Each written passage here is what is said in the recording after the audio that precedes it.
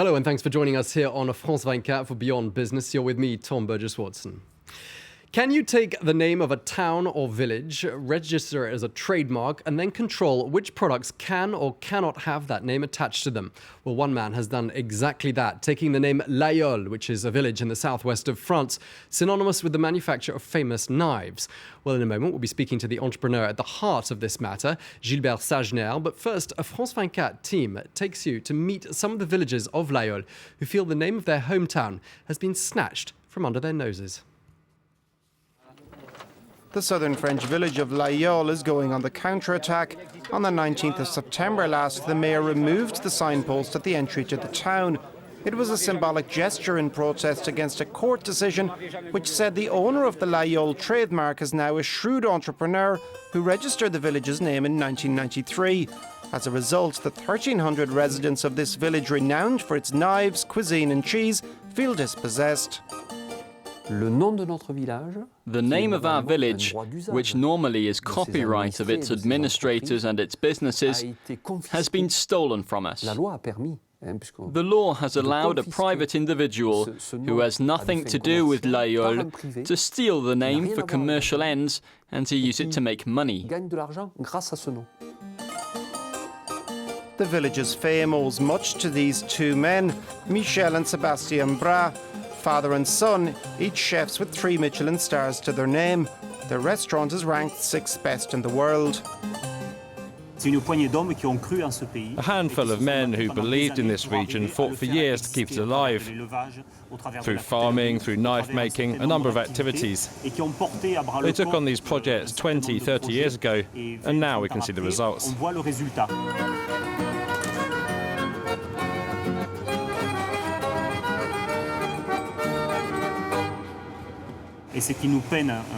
What really pains us is that the work of these people who believed in this land, in this village, have had part of their work stolen from them.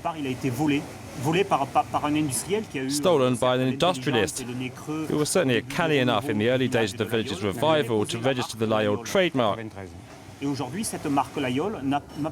Now this trademark belongs not to the inhabitants of the village, but to a Paris businessman. And he's getting rich off our success.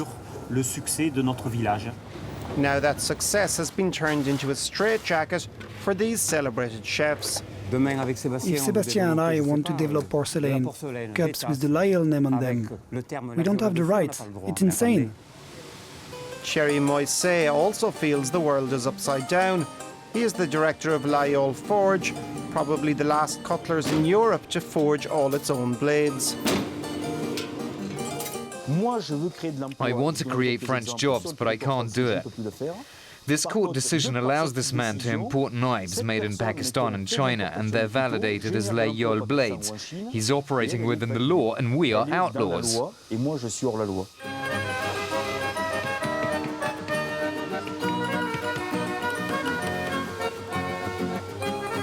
Thierry Moisset is perfectly happy to assume the status of an outlaw.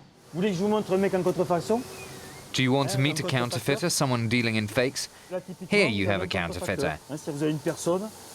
Meaning someone who's breaking the law because it forbids us to put the Laïdi name on a fork. It means we are counterfeiting goods. Forgery is not a worry for André Valadier, founder and director of the Young Mountain Cooperative, which makes the famous Laïdi cheese, but he does fear for the image of his product. It may have an impact on the cheese, because as soon as you put in doubt the name of a particular domain, it can spread to other products that bear the name. In other words, consumers may end up believing Laïdi cheese does not come from the milk of Aubrac cows. The owner of the Laïdi brand also markets food products. We have learned that the same company has made a start in agribusiness. Laïdi chocolate, Laïdi honey, Laïdi compost. All of it's made outside of France. That we will not let stand. The village is not giving up. It has appealed the court's decision and has called on President François Hollande to protect its name from global competition. Well, we're joined here in the studio by Gilbert Sagener himself. He is the owner of the Laïol brand. Thank you very much indeed for coming to talk to us. Just clarify for us, if you will, you can actually pronounce this Laïol or Laguiole, is that right? Oui, dans le sud de la France, in the southwest of France, we pronounce Laïol because this name comes from a local language meaning little church. And Laguiole because it's the phonetically, it's the name of the place and of the knife. Now, as the owner of that brand name, that trademark, what do you actually have control over?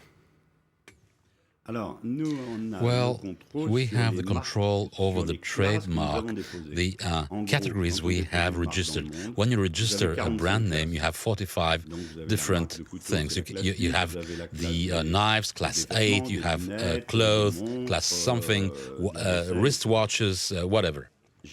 I have registered all around the world, and I'm stating that again, all around the world, the brand name in 20 or so categories, in the wristwatches, luggage, and so on and so forth.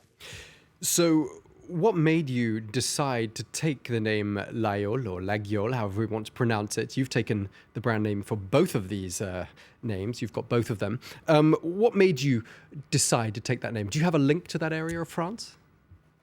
The link came from the knife and only from the knife. I've been working in the 80s on ceramic, fine ceramic knives, and the market was too small in those days, so I decided for the knives to take a brand name. Since I'd worked on Laïol knives, I said, well, it could be a nice brand to do pens. This is how it started in the 80s, 90s. Listening to that report, do you understand why it is that the villagers are so upset that you have trademarked the name of their village? Do you grasp that sense of anger? Well, I understand this feeling, but they have this feeling every 10 years when they see that our activity is progressing. And they are attacking us systematically every 10 years to try to recoup all the work I've been done for the past 20 years. It's not going any further. But they're saying the exact opposite. They're saying that you're riding on the crest of their wave, of all their decades, generations of success that's built up that successful Laïol name. No, if we're talking about the village in itself in the 90s was unknown. The knife was known, but the knife is being made 80% in the city of Thiers, 200 kilometers from Laïol. And the industrialists of Laïol started to do knives only in 1987. It's very, very recent. Of course, there's been a legal process, there's been a trial. It came out in favor of you. Where are we, though? We might not have heard the end of this entire legal battle. Well, it's been the second time they are putting me to trial. They lost the first one in the 2000s.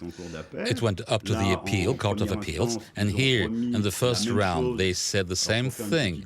And to make a little difference, they brought me to court. They attacked my companies and my licensees. But the topic is the same, and this is what the court said. So if they want to go to the appeal court, well, I think the court has already tried twice this case, and they will try it for the third time. Now, if I was a villager of Laïol and I wanted to start making any given product and I wanted to put the Laïol brand on it, the brand of my village, what would there be to stop me from doing that? You have two solutions. Either you manufacture the products you wish to do. You manufacture them in Laguiole, and then you put produce of Laguiole. If you do it outside, I let it be known to the city and to the industrialists that I was absolutely open to negotiate with them, license at very specific rates, low rates.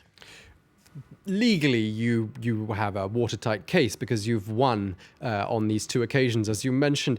But do you think ethically what you're doing is entirely correct? From an ethical point of view, you should bring this back to the 1,000 cities that have a name. I won't quote them all, but you have Mont Saint-Michel, for instance, which is well known around the world.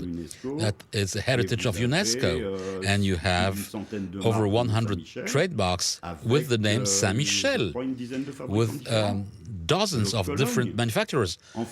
Eau de Cologne. I mean, our major groups, they took the name of Ushuaia and many other names. Eau de Cologne, it comes from Köln, right? So the ethic is very large, broad in this area. Deceptive, isn't it, for consumers? We don't know what we're buying. We think we're buying something that's got a connection to Laïol, and in fact, it's got nothing to do with the place. No. There is a legal point from that thing. On everything we're selling, we put the place where it has been manufactured. This is legal in France. But it's still deceptive, it's still confusing for consumers, and clearly that's where you're benefiting. Yes, it can be confusing when a gentleman like Mr. Brass, that I've seen in your report, says that Laïol Brass France, and he has his knives manufactured in Japan. The city of Laïol manufactures T-shirts, but it's manufactured in China. So let them clean before their own door, and then we'll discuss. All right, so one of the many confusing aspects of the global world we live in. Thank you very much indeed to our guest today, the entrepreneur and Laïol trademark owner Gilbert Sagener. And thanks to you for watching Beyond Business. Do stay tuned to France 24.